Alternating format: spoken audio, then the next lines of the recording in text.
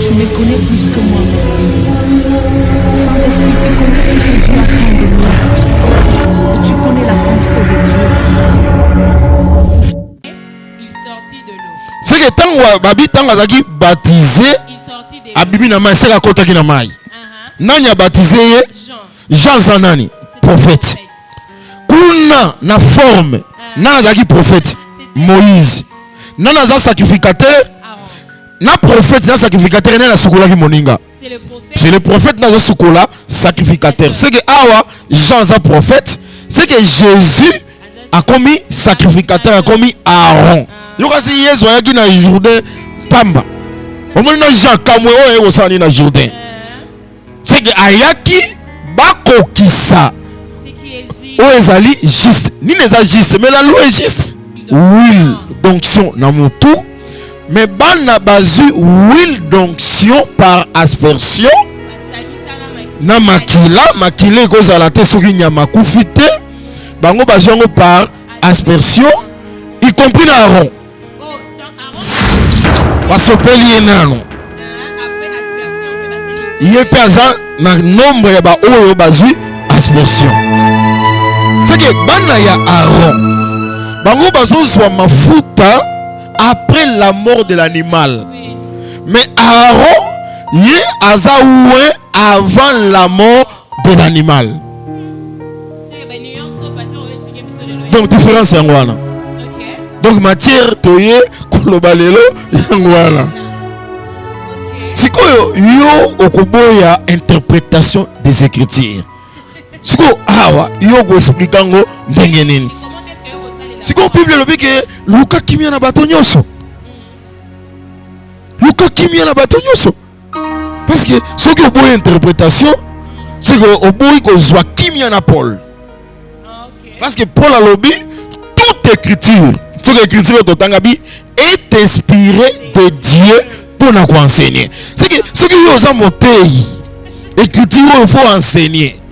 Mais tant qu'on soit enseignant, on keba inspiration à la carte. C'est que babi personne, peut babi prenez garde. Prenez garde que personne ne fasse de vous. Moto moko ta sala bino moko ma proie na ye. Moto moko ta sala ke boko ma ba fan na ye. Non, moto moko te. Pourquoi? Parce que vous avez reçu le Seigneur Jésus-Christ. Ah oui. Continuez ma soeur. Prenez garde que personne ne fasse de vous sa proie par la philosophie. Par la philosophie. C'est que moto moko a imposé bino philosophie na ye.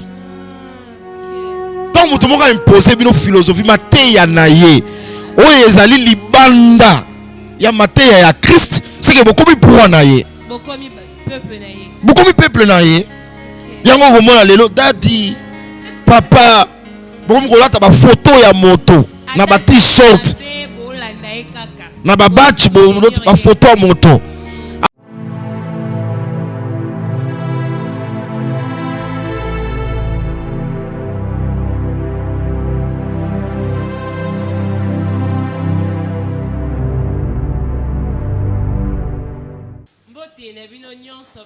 Pasteur Emmanuel Toumba TV de partout besoin d'avis. J'espère que vous êtes bien portant et que le Seigneur a donné la vie ça va, nous sommes toujours là pour votre édification, pour l'édification de l'église corps. J'ai l'habitude de le dire.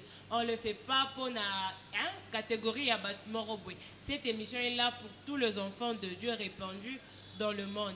Je profite aussi pour vous souhaiter déjà un très bon mois de juin parce que moi, déjà mois de juin, alors que c'est moi, ils allaient porteur de bonnes choses. Que c'est mois de juin, ils allaient vraiment. Depuis qu'on a commencé l'année, depuis le mois de janvier, mai, que moi, il y a juin, et apporté, et surtout que moi, en pays, nous sommes bénis parce que nous avons un séminaire. Alors, je profite déjà pour vous demander, bon, on a déjà plus qu'une semaine, nous allons démarrer le 8 juin. Donc, le 8 juin, déjà, nous serons là à l'ensemble de Kingasen, sur l'avenue Koli numéro 7, Potolanda. Thème, c'est ici la maison de Dieu. Qu'est-ce qui est caché? C'est ici la maison de Dieu. Mais j'espère que nous allons la Moussa et puis nous serons fortement bénis et qu'après ça, il y aura vraiment des témoignages pour nous à la Bola Mouébélé. Je ne sais pas qu'est-ce qui se passe, frère Thierry. Partagez sous Balien parce que dans le moment où on a vu bien, abonné, alors continuez de partager le lien. À chaque fois, vous émission, partager le lien pour que vie en plus abonné, et ça toujours votre mission, le temps de réforme. Je vous avais déjà prévenu que je ne sais pas ceux qui t'aiment combien de temps. Peut-être que vous avez je ne sais pas, mais le pasteur est déjà là. Donc continuer le changement de sacerdoce. Bonjour, pasteur Emmanuel. Oui, bonjour, ma soeur Perside. Papa, bonne santé. Nous avons la grâce, tout ça n'a pas bien. Ok, d'accord, papa. Peut-être on a mon question exacte. De votre côté, vous avez question, mais la question est ce qui veut dire que la fois dernière, vous comprenez que Bisso vraiment bien. Alors, si on peut avancer déjà dans le thème de Bisso. Oui, pour nous regagner temps, il soit déjà Exode 29. Dans un texte de base Nabiso, Exode 29. Verset. Tu bandis le 4e verset. Ok, tu bandis le 4e verset. Tu feras avancer Aaron et ses fils vers l'entrée de la tente d'assignation et tu les laveras avec de l'eau.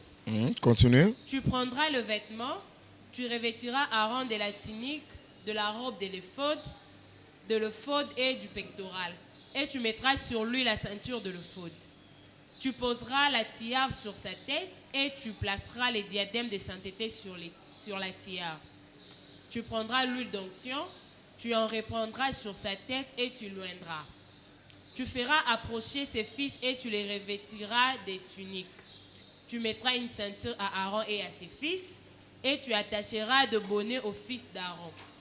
Le sacerdoce lui appartiendra par une loi perpétuelle. Tu consacreras donc Aaron et ses fils. Tu amèneras le taureau devant la table d'assignation et Aaron et ses fils poseront leurs mains sur la tête du taureau. Tu égorgeras le taureau devant l'Éternel à l'entrée de la tente d'assignation. Tu suis verset 21. Pour tout gagner temps. Ok, toujours Exode chapitre 29, Tokitine verset 21. Ok. Tu prendras du sang qui sera sur l'autel et de l'huile d'onction et tu en feras l'aspersion sur Aaron et sur ses vêtements, sur ses fils et sur leurs vêtements. Ainsi seront consacrés Aaron et ses vêtements, ses fils et leurs vêtements. Ok. Je crois que tous en attendent, il y a réforme. Tous en attendent une réforme. Makamboyo, ils ont beaucoup. Ndenge olobaki yango na début émission eza forme sengeli zwa réforme ezali eloko eza mobeko fo ezwa témoignage to ezwa explication to ezwa interprétation yango tozobenga yango réforme toza maintenant na changement ya sacerdoce tozomona oki même na verset babi le sacerdoce lui appartient c'est-à-dire Aaron sacerdoce ezaki aye mais sacerdoce soit ezaki na imperfection. Et quoi que même na perfection te yangwana sacerdoce ezali changer mi beko peut changer loi o ezalaki terrestre l'être et comme maintenant une loi spirituelle changement yangwana. Maintenant tozomona pour Aaron akota na sacerdoce wana esengeli ko consacrer. Total ça qui déjà babiloko ba bélier jeune taureau, corbeille, il y a pinçant les 20 galettes arrosées d'huile dans gâteau pétri en huile. Maintenant, tala poakota na bunganga, d'abord Moïse. Oyaza prophète. Aaron a kokota na sacerdoce, autre te expliqua que les services divins.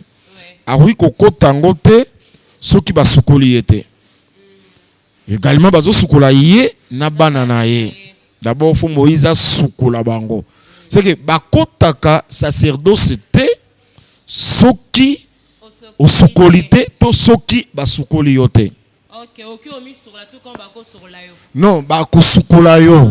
Na cas d'espèce esengeli ba sukola yo et pas il y a un prophète. C'est-à-dire un prophète muntu azana un mandat prophétique. Yende akosukola yo. Awa ezali Moïse azo sukola Aaron aosukola na bana na ye. Pourquoi azosukola bon? Pour bakota na sacerdoce. C'est-à-dire bakota na sacerdoce salité te. Il faut pas sukolo comme propre ndoko kota na sacerdoce. Maintenant, eloko nini ezoleka? Eloko ezoleka ezali ke babiloko wana eza mobeko. Esengaki ekokisama pa epai ya Christ. Parce que le sacerdoce c'est un service. Jésus-Christ peut t'envoyer. Jésus-Christ peut t'envoyer. D'ailleurs, Hébreu, Azobengaye, souverain sacrificateur. Hébreu, Azobengaye bongo. Azobengaye souverain sacrificateur. Babi, Christ a été comme souverain sacrificateur. Ton le sous Christ a été comme Aaron. Yango environ 30 ans. Pourquoi taper na sacerdoce? Oyaye. Parce que on est à Aaron. Pourquoi tu na sacerdoce? Oyaye. Na musala ya tata. Et sengeli ye place quoi ma parrain prophète. Yango ozomo na tangwa ye na Jourdain. Oh, et quoi c'est ça hasard que Jésus-Christ avant banda musala, il faut aller na Jourdain et ça hasard au monisco discussion na ye na Jean.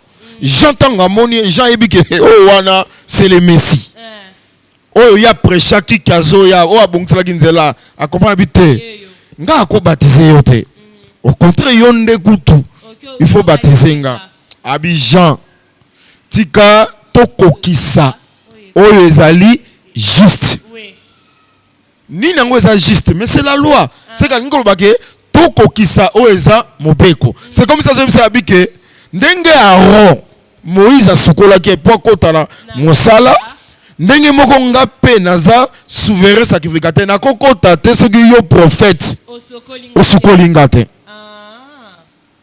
osomona ndenge Jésus akotaki yango tozoloba na ba musulman que Jésus-Christ a soit baptême te parce qu'il a péché. OK. A soit baptême pour ezalaki juste et kokisama. Ye baptême nezali pour na pardon à péché te. OK, baptême na eza pour na sacerdoce et non pour na pardon. Donc ezalaki accomplissement ya ezalaki juste. Eza accomplissement ya loi. Donc pour kota na bonganga ndenge Aaron pour kota basukolaki ye ndenge pe Jésus pour kota sengeli basukola ye yango Jésus sukolaki yango molita encore basukoli ye mbala moko asalini akoti na bonganga. OK. Mais remarquez tozolanda texte nde totangi kuna siko eza nini eza ke tango basukoli Aaron na banane awa tozana na camp ya Aaron tango basukoli ye babandi kolate sikoyo babilamba ya bonganga po banda mosala wana tokokende pe na likambo etali Job babi soki meme nzoto na ngai kobeba lokola elamba c'est que elamba ezaka mpe nzoto yango moni Jésus-Christ est Dieu akoki kokota na mosala te na bilamba oyo azalaki nango liboso. Il faut changer bilamba biloko balati bilamba mosusu po kota mosala tozoloba nzoto nzambe akotaki nango mosala osomona. Mais côté wana penza lelo ezali likambo na biso makasi te na nsima nango bakowendre Aaron na motu. C'est très important. Faut analyser ya kotala l'écriture wana très bien. Basukoli bawendre ye. Donc bawendre ye. Simande babandi ko boma banyama. Ah OK. Mafuta yaki avant banyama bakufa. Très bien. Basukoli. Donc moi molongo moko zawana. OK. Basukoli Aaron na bana nae. Banyama bazana na bomoi. Ozola très bien. OK. Basopeli Aaron mafuta ba répandre huile d'onction na motu ni yamana na kufite. Si ko na sima Aaron kozala ouwe nde babomi toro. OK. Babandi ko bomo babeli wana. Siko tangu ni ya makufi. Ndesiko sur l'hôtel bazozwa makila nyamo akufi bazoya kosangisa ngo na huile d'onction ndesiko bazoya ko asperger bana ya Aaron. C'est que différence ezali entre Aaron consécration ya Aaron ya bana na ye. Aaron va répondre huile d'onction na mutu mais bana bazu huile d'onction par aspersion na makila ekozala te soki nyama kufi te bango bazwango par aspersion y compris na Aaron. Oh, donc Aaron basopeli ye nano après aspersion pe basali ye pe aza na nombre ya ba oyo bazwi aspersion. OK. C'est que bana ya Aaron bango bazozwa mafuta après la mort de l'animal. Oui. Mais Aaron ye aza oué avant la mort de l'animal. Donc différence yango wana. OK. Donc matière toye koloba lelo yango wana. OK. Sikoyo yo okoboya interprétation des écritures. Siko awa yo go expliquer ngo ndenge nini. Siko Bible lobi ke Luka kimia na bato nyonso. Luka kimia na bato nyonso. Parce que ce qui oboya interprétation c'est que oboyi ko zwa kimia na Paul. Parce que Paul a lobby toute écriture, toute écriture de Tangabi est inspirée de Dieu pour nous enseigner. C'est que ce qui est aux montées, écriture il faut enseigner. Mais tant qu'on soit enseignant, on keba inspiration à la carte. C'est que tant qu'on y a une interprétation exacte et qu'on ça la bisonine, bisonne. Wana sikoyo hébreu kangiyo. Pour hébreu tel c'est que Luka qui vient na batonyo so Luka qui vient na Paul wa lobi que toute écriture est inspirée de Dieu. Malamo tozo comprendre que Aaron comme souverain sacrificateur c'est Christ. On se montre que Christ a yé azu baptême c'est que kosukola na salami et na simanango azaki oué. Mais l'équipe de Jourdain toko tangango je crois Matthieu chapitre 3. Dans le livre de Matthieu. Parce qu'il faut te passer à ma commis boye et ko sunga. Matthieu chapitre 3 pasteur Olobi. Oui. To bandana 40e verset. To bandi atana 14e. To bandi na 14e verset. 13e. 13e. Alors Jésus vint de la Galilée au Jourdain vers Ah. Jean pour être baptisé par lui. Mais Jean s'y opposait en disant c'est moi qui ai besoin d'être baptisé par toi et tu viens à moi. Jésus lui répondit, laisse faire maintenant, car il est convenable que nous accomplissions ainsi tout ce qui est juste. Et Jean ne lui résista plus. Dès que Jésus eut été baptisé, il sortit de l'eau. C'est que tant babi tant azaki baptisé, il sortit de l'eau. Abibi na mai c'est la kota ki na mai. Nani a baptisé Jean Zanani, prophète. Kuna na forme, nana zaki prophète. Moïse. Nana za sacrificateur. Na prophète na sacrificateur na sukola ki moninga. C'est le prophète. C'est le prophète na sukola sacrificateur. C'est que awa Jean za prophète, c'est que Jésus a commis sacrificateur, a commis Aaron. Yokasi Yesu ayaki na Jourdain pamba. Omoni na Jean kamwe oyo osani na Jourdain. C'est que ayaki bakokisa. C'est qui est juste. Oh ezali juste. Ni n'est pas juste, mais la loi est juste. Oui. La loi est juste, mais la loi est juste. Non, noir sur blanc. Écriture lobby que la loi est sainte, puis la loi est juste. Mais la loi est sainte, c'est juste, et même la perfection. Non, batondé. Oh mo beku ba memela ki bango bango bazaki charnel. OK. Pourtant la loi est un problème te bango yonde mo beku bazaki kata bango bango bazaki charnel. Pourtant la loi est spirituelle, est sainte. Yango moni biso soki lelo tozo koka ko salela mobeko c'est parce que tout ça charnel était. S'il vous plaît, c'est que lelo soki oza charnel parole paix au koko salela ngote. Pour saler la parole il faut la spirituelle. Au moins loko ezangaki na Israël vraiment nzamba lingaki biso mingi atie le Saint-Esprit quatre na biso pour te comprendre la parole de Dieu. Par les Écritures. Donc, tu comprends ce qu'on déjà que Jésus, c'est le véritable Aaron. Donc, mais il y a un zambet. Kende kambala moko banano musala. On s'en messi. Banaka te photo kokiso eza juste yango aye pour basukola ye. Parce que yebaki que jamais ba kota bonganga sans que basukola. Omoni? Aye basukoli ye. Le na simanango. Dès que Jésus lui a été baptisé, il sortit de l'eau. Et voici le ciel s'ouvrir. Et il vit l'Esprit de Dieu descendre comme une colombe et venir. L'Esprit de Dieu. L'Esprit, c'est ça, l'huile. L'Esprit de Dieu est quitté l'icolonaïe. Comme une colombe et venir sur lui. Le colombe.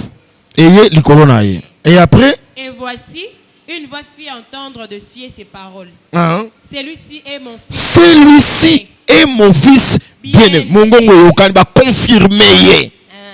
Yenda kokota sikoyo na bonganga. En qui j'ai mis toute mon affection. Mon affection. Osomona eloko wana. Awa nyamana na kufite. C'est que pour nous la clair maquillé tangité. Jésus poizo azala oué maquillé tangakité. Ce que boké seigneur zali nabana. Bana bango baso c'est la mort de l'animal. Donc parce que baso c'est là le sang est la versé pour bango basala oué. Et puis bango modèle baso wendre bango par aspersion. Non, ou bien aspersion baso nyakela. Baso bois que là ozumo litanga. Mais Aaron a litanga te.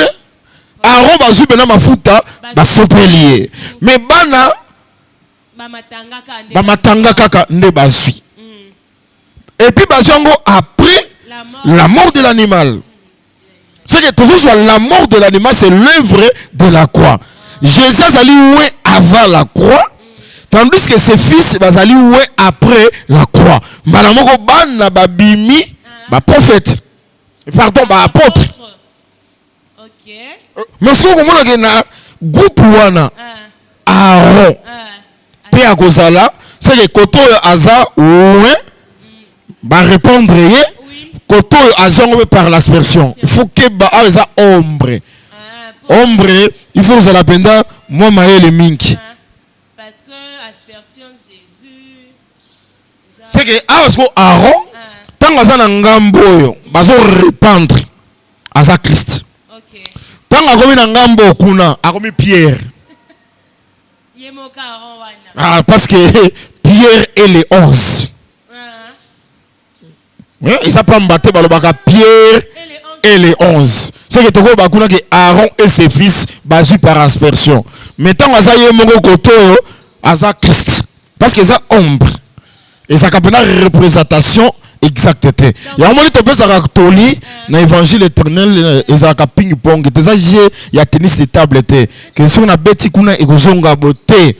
Ah, il faut une éducation spirituelle.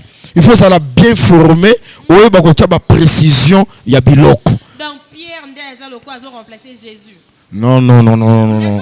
Wana yoke mpanzi makasi. Landanga très bien. Oui. Ombre toko zo verset voilà. Ezaka sous Hébreu chapitre 10. Tanga ngona. Chapitre 10. Hébreu chapitre 10. Ce qui n'a pas dans verset.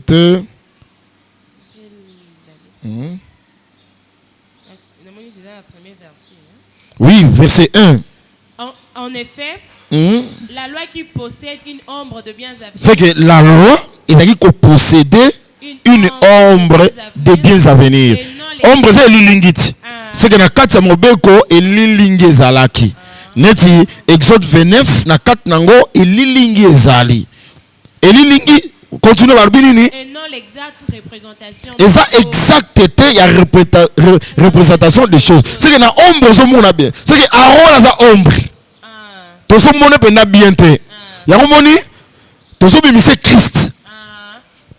Tangwa oui, les a répandus sur sa tête. Mais après, qu'on verse makila, qu'on a pas Aaron Zali. Azo soit par aspersion. Parce que koto yo, azo remplacer Christ était, mais koto to benge Pierre. Et les 11. Donc, tous soit groupe wana na yé Aaron, na bana na yé tous soit bango na sac moko comme les apôtres. Oyo bazali ouais par aspersion après l'œuvre de la croix. Na Pentecôte. Yango yoko kangamaka teke Aaron aza Christ, mais Aaron aza peu ministre. Et là on est en bapo Pierre aza ministre. Et ça n'est ombre.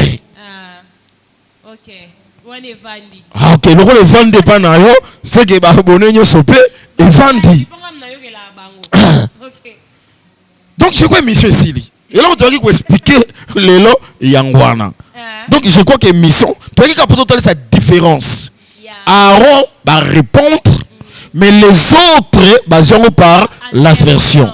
Et puis cible les alliés avant la mort, là après la mort. La mort de Zongo œuvre, il y a quoi? Jésus-Christ a dit n'a pas saté. Pois à la oué, il faut liwa pour yemokonde fa kufa. Mais les autres, makasi na bango, ya rosala mosala les autres, nanzela mosala kolosu.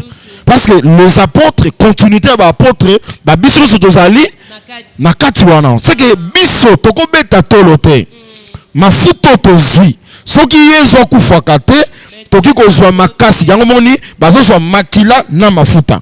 C'est que c'est l'œuvre de la croix et le Saint-Esprit ne sont pas son pivot, il y a qu'on travailler dans sacerdoce, il y a l'élo. C'est différent na Jésus. Jésus a dit na posate que motomo pa kufa pour ya banda mosala. C'est que yemo konde kutu liwa o ko pesa biso makoki ya ko sala mosala. Et puis différence des alliés, il y a gens par aspersion, il y a basu penza ba sopi. Oh, différence des alliés, c'est ça que il y a un esprit avec plénitude. Mais biso ba oyo ko banda Pierre. Kobanda Pierre tilelo tozo zongo par aspersion ni koloba tozo zongo par mesure ozana litanga c'est que pour ngoloba ko poussa na Christ té au moins dans le déjà boye maté ezali pana batei kozala orgueillete kokoma archité c'est que oyazali chef de l'église la tête c'est Christ ce que tuninga pourquoi c'est parce que yé mafuta zongo ya litanga té il va répondre à Jésus plénitude. Colossiens chapitre 2. Ok. Colossiens chapitre 2. Colossiens chapitre. Na verset Mingi. Ok. Colossiens chapitre 2.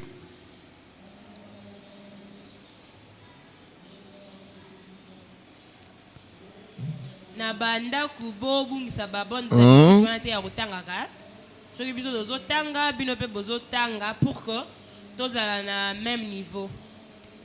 Oui, tozu verset verset 6 pour la compréhension. OK. Colossiens chapitre 2 tobandi à partir du 6e verset. Ainsi donc, comme vous avez reçu le Seigneur Jésus-Christ, marchez en lui. En lui.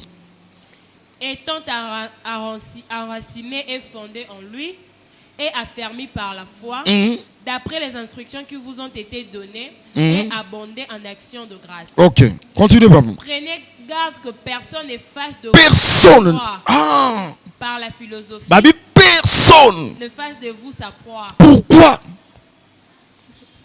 Par la philosophie ou par une... Parce que vous avez reçu le Seigneur Jésus-Christ, marchez en lui. Le roi Tozo Tambola, na Jésus-Christ, motomoko ta kozwa biso proie na ye. Personne. Babi, personne. Puis babi, prenez garde. Prenez garde que personne ne fasse de vous. Motomoko ta sala bino moko ma proie na ye. Motomoko ta sala ke boko ma ba fan na ye. Non, motomoko te. Pourquoi? Parce que vous avez reçu le Seigneur Jésus-Christ. Et puis vous marchez en lui. Ah oui. Continuez ma soeur. Prenez garde que personne n'efface de vous sa proie par la philosophie. Par la philosophie. C'est que mutu moko ya imposer bino philosophie na ye. Tant mutu moko ya imposer bino philosophie mateya na ye. Oyo ezali libanda ya mateya ya Christ. C'est que bokomi proie na ye. Bokomi peuple na ye. Bokomi peuple na ye. Yango komona lelo dadi papa bokomi kolata ba photo ya moto na ba t-shirt na ba batch ba photo ya moto a changer moi si a divorcer botikali kaka wana sextape na ye bima bosana bino kaka wana. Donc philosophie na eza déjà imposée. C'est que wana bozo marcher na Jésus-Christ. C'est que wana non peut recevoir le Seigneur Jésus-Christ. Bateau penza va recevoir le Seigneur. Bazo marcher dans le Seigneur. Ba kui ko koma proie ya montoté. Philosophie ya monto ba kui ko imposer ngwe pa bato ndengo wana te. Ça c'est dans le sens que na loinde balobaki otala nganga nzambe le rôle un homme saint peut-être. Non, kotala nganga nzambe lokola un homme saint. Et ça la cadré par les saintes écritures. Nganga nzambe wana oaza mo santo eloko ezo sala sainteté na ye tango ye moko azali ko respecter les saintes écritures. Et là, vous savez qu'il faut santo yango wana. Continuez lecture wana maman. Continuez. Pasteur, s'il vous plaît. Balobi, par la philosophie et par une vaine tromperie. Par une vaine tromperie. S'appuyant sur la tradition des hommes, sur les rudiments du monde et non sur Christ. Non sur Christ. Car en lui habite corporellement. En lui, en qui? En Jésus. Habite corporellement toute la plénitude. Divinité. Oh, ma soeur. Quand on habite toute la plénitude, il y a une plénitude. Mobimba. Donc, ndambo ta divinité sa yerte. En lui, plénitude. C'est que l'ingo bake akabura divinité na mutute. Yango na bike Mahomet za place c'était. Kimbangu aza la place c'était. Aza la place. Donc yé. Branham aza la place c'était. Jamais kabo. Donc plénitude. Il y a divinité. Et vanda katinaye. Yango to ba que Jésus-Christ est Dieu. Parce que n'aime pas ça comprendre. Les apôtres bâtirent comme ça la trinitaire. Déjà, on se dit que Paul a prêché la divinité. Il y a Jésus-Christ. Habit en lui. Et va qui coupe. Donc, n'engue mutuana. L'homme de Galilée wana. Na nzoto wana. Bonzambe na mobimba na ngo evanda ki katina ye. C'est que libanda Jésus. Divinité mo zaki a yerte. Oh bien gané le père wana mais nyos zaki no katina ye. Divinité mobimba. Ezaki katina ya mutu wana. Donc, donc, quel est pour ça qu'on sanza, ou que nous comparer Jésus à Mahomet. Pour ça qu'on sanza, ou que nous comparer Jésus à Kimbangu. Jamais. Donc, nakata mutuana plein, donc les tondi. Et ça là qui. Pourquoi parce que ça qui tabernacle. Est-ce que vous connaissez ça tant babimi mais babimi Égypte, bakati mer rouge. Baye basali tabernacle ni les zéro kambaba na Israël ezaki niwe lipata mapata ezaki combien kaka moko wana siko tant basali tabernacle tant que Moïse asali tabernacle Syrie mais écriture est claire elobi que lipata etondi na katia tabernacle. Tabernacle les anines. C'est l'habitation de Dieu. Ils me feront un sanctuaire. J'habiterai au milieu d'eux. C'est que les tabernacles les attendent naku on nzambazo sala pa fana na katia bato. Mais n'est-ce pas le tabernacle c'est Emmanuel? Si. Parce que le Emmanuel ngoloba Dieu parmi les hommes. C'est que nzoto wana ezaki tabernacle. Oyo tango esili na Jourdain. Mbala moko lipata likolo fungwami lipata ye etondi. C'est que makambo ezali koloba yango wana nde yango mona tongo lipata etondi ezipi tabernacle etondi na kati se donc lipata na c'est Dieu mapata ezaka misatu te eza 4 ezaka moko ntango etondi esi etondi wapi na kati ya tabernacle moko yo tabernacle nakomona banzete te tabernacle aza nde mutu c'est le Seigneur Jésus-Christ. Oh, j'aime la divinité Jésus-Christ est Dieu le Dieu créateur dans la différence yango tant que constaté soit Exode chapitre 40 verset 1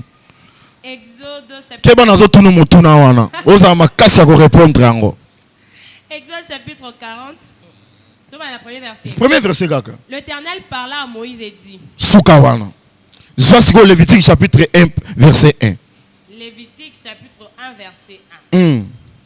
L'Éternel appela Moïse de la tente d'assignation et lui parla et dit. Tout ce qui va. Alors on constate Exode 40 verset 1, dans Lévitique 1 verset 1. L'Éternel a parlé à Moïse. C'est quoi sur le bandeni?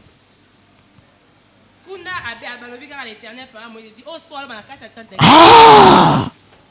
C'est le temps où on a nos tentes adressées. Qui parle? C'est l'Éternel. Azul Wanani, Moïse. C'est quand on a la tente d'assignation et Sili, Lipata et Koti, langage échangé. L'Éternel parla à Moïse, l'Éternel parla à Moïse de la tente. C'est que l'Éternel directement à Moïse de la tente. C'est que l'Éternel a la tente. Yende yemoko éternel azana kati ya tente ndako mikoloba. Oh la tente c'est l'habitation de Dieu parmi les hommes. C'est Emmanuel. C'est le Jésus aza. Yoko c'est la tête que Jéhovah moko bandokoloba na yo. Jésus parle lobana yo de la tente. C'est que Jéhovah parle lobana na kati ya Yesu. C'est que libanda Yesu nzambe muso azate. Omoni nzambe wana.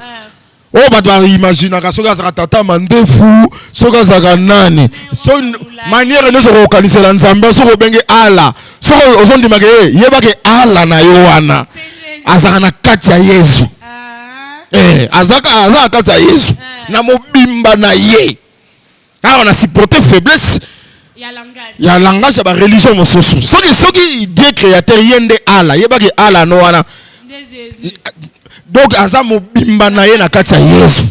Saka linga lobela yo akolobelo na kati ya Yesu.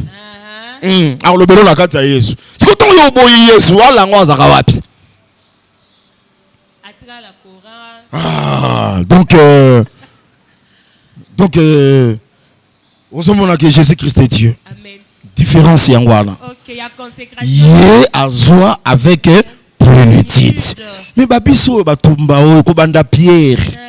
Biso tozwa ngo ndambu to tokokokala na Yesu te yango no moni yo kozwa te église okomisa ngo lokola boutique na yo propriété privée kokomisa ngo bongo te oboni biso tozwa ngo ndambu tozwa ngo par mesure ya zwa yango na plénitude. Moi je crois que émission est claire hein? C'est clair, j'espère que tu dois expliquer divinité donc c'est ça. Luca va expliquer divinité mais la carte il y a consécration et Aaron. Donc yangwana to sala humble. OK. To petit que la gloire. Aza likona so lui le chef.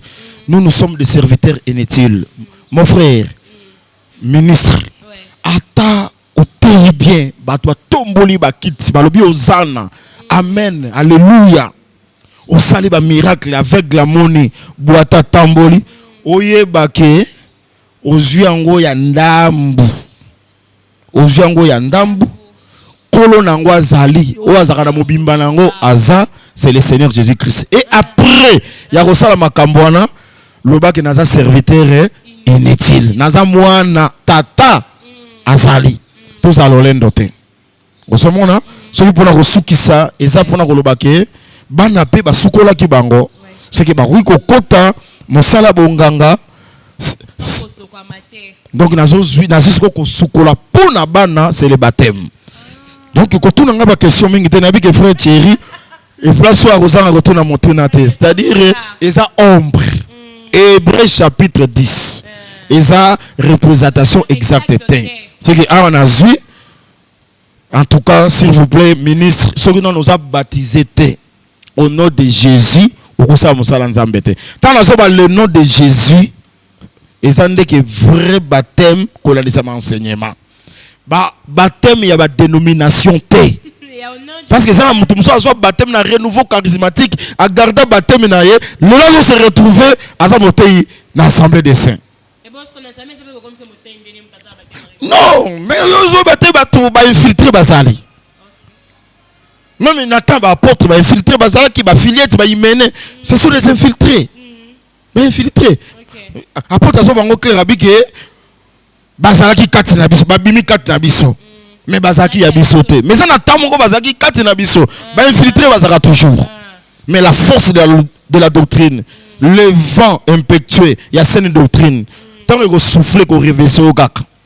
Donc il va compter à bon côté et puis que baptême ça pour un pardon et péché et puis faut soit ma fouta ou recoto dans mon salon. Peut-être que la consécration de l'émission parce que ça vraiment intéressant. Mais que sous la paix et ça que la salité, c'est la sanctification, la sainteté. Donc moto ya zo kota musala bon en face à la propre. Pas kota kula ba masumuté, na ba adultère, ba impudicité, na cupidité non. Bon, donc parce qu'on a raté ça que muto zo kota na sacerdoce face à la propre. Muto travaille na sacerdoce face à la très propre à cause de la salité. Parce qu'on va dire très propre. Oui. Très propre, même trop propre. Faut ça trop propre. Yango moni est-ce que question tuna nganganza me ba komona comme un homme saint. C'est ça la sainteté. Il faut maintenant la sainteté irréprochable.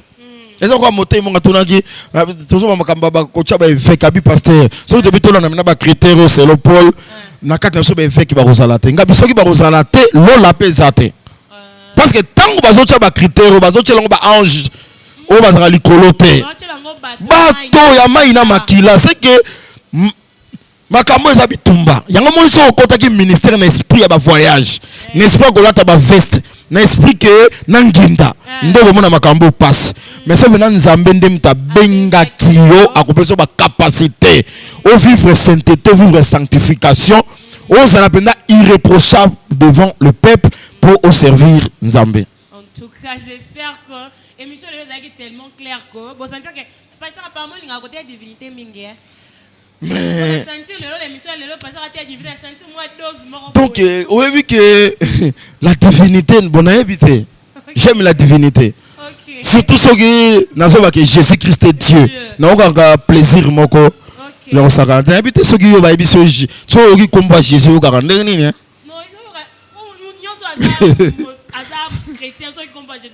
Donc nga so bika Jésus toki na kwa kimia moko na motema donc na maniko kanisa ke Jésus na saka pécheur aïe andimi ba humiliation andimi ba mépris accepter la croix assume na coupe bi père ce que ça possible éloigner coupe mais toutefois volonté na ngate mais volonté na yake pa andimi yango pour que le long na benga mon santo.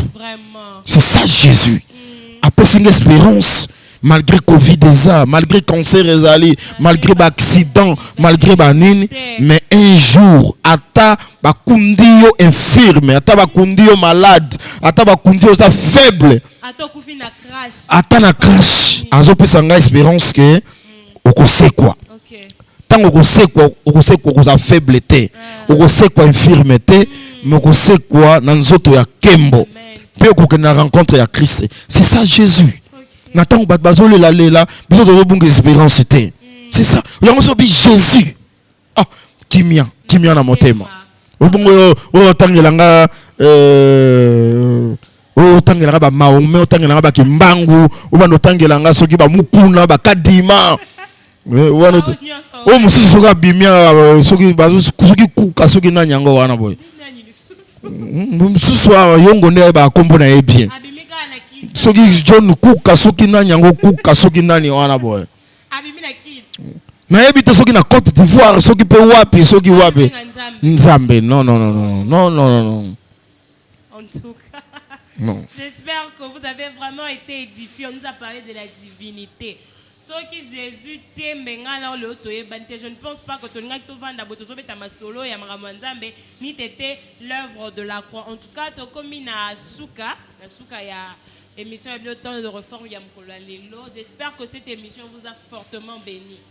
Émission Oyo partager parce qu'on a parlé de la divinité. Il y a des gens Oyo, place à Nzambe, il y a des gens place à Nzambe, on est alors je demande à ce que cette émission vous partagez ma case parce qu'on a parlé de la divinité de Jésus. Et je suis sûre et certaine que explication de la divinité comprendre vraiment que c'est Jésus-Christ qui est le véritable Dieu. À sa rencontre. J'ai dit là un grand merci à Nabino Nyonso, Bato Nyonso pour la émission Temps de Reforme. Depuis mai, bientôt votre mission fera une année. Toko juin, donc dans un mois. Le mois prochain, l'émission Temps de Reforme est ça là un an. Parce que frère Thierry, frère Joe, émission Temps de Reforme est ça là un an, tous arabes. On ne va pas faire de séance spéciale. Vous avez la question. On vous avait dit que tout ça, la émission est ouverte au public. C'est-à-dire que tout ça, l'émission Temps de Reforme, question. Parce que, vous posez une question, on va te répondre pendant 2 ou 3 minutes, 5 minutes. Mais tu as une émission mobile, juste pour répondre à vos préoccupations. Alors, numéro Izawana, quand tu es solo là, pour nous avoir une question, tu peux te solo là pour te préparer une année émission la ville Temps de Reforme. Merci na bien aimé Coco, les trains nécessaires on aura toujours pour que vous ayez une image, il y a bien basson, il y a bien boyé, vous sentir son on est bon c'est plutôt continuer boyer. Alors et c'est un studio ici là pour tout ça la rapide émission avec ma micro boy et tout comme ça. Mbote pe na notre sœur bien aimée la bissoire Amina Tambaka, frère Gaius, vous avez frère Dani. Frère Dani, Batunion so vous avez assisté biso en live en tout cas bilo bo sepeli, bilo bo la YouTube temno bo sepela déjà sur place ainsi que tout le sang et en colis. Nzambe ya pambola bino pasteur. Tozo banadia la semaine prochaine non séminaire. Oui, semaine prochaine déjà, c'est ici la maison de Dieu. Nazo senga na bandeko, boya ebele, bandeko boza na poto. Bawo ekokuta bango awa. Vous participez, bawo pe bozala kuna bo benga ba famille. Baya na avenue Koli numéro 7. Kingasani ya Suka, avenue Koli numéro 7 Kingasani ya Suka. Numéro na biso ezawana. Zwa numéro pesa famille ba benga biso. Pour expliquer bango le sous malamu mengi vraiment Zambia pambola bande konyons au bolande biso. OK, en tout cas pasteur Nga Bosana avant séminaire il y a aussi une action, il y a prière non une semaine avant. Oui, tout ça bande ba prière intense, c'est chaque jour à partir à mardi le 31 mai et qu'on a sorti le 7 mardi le 7 alors il y a un recours biso na séminaire donc c'est un peu ça. D'accord, boya to sambela na temps ya ba porte bania ko persévérer dans l'enseignement mais aussi na prière. Alors boya to une semaine où il y a ba forte prière, je sais que le Seigneur ne manquera pas de faire de grandes choses. Restez branchés sur votre chaîne, à la prochaine. C'est qui cet homme à qui obéissent les vents et tempêtes. Shalom, shalom peuple de Dieu. L'ensemble saint de Kingasani vous invite à prendre part aux 4 grandes journées d'enseignement et de fortes prières qu'elle organise du 8 au 12 juin. Mercredi, jeudi, vendredi de 16h à 19h30 et les dimanches notre grande clôture de 8h juste à 11h30 avec comme thème c'est ici la maison de Dieu. Genèse 28, 17. Elle sera animée par l'homme de Dieu, le pasteur Emmanuel Tumba. Il y a un jour, un vaillant homme, on l'a pris, il ne dit jamais assez. Voilà la nourriture. On présente la nourriture. Le séjour de mort à ce jour-là, le séjour de mort était rassasié. Jésus-Christ n'est pas dans notre adresse, avenue Koli numéro 7, quartier Kingasani, commune de Kimbantek. Croisement des avenues Mobutu Nkoli, arrêt Kingasani Yasuka ou encore maison communale de Kimbantek. Cordial bienvenue à tous, que le Seigneur vous bénisse.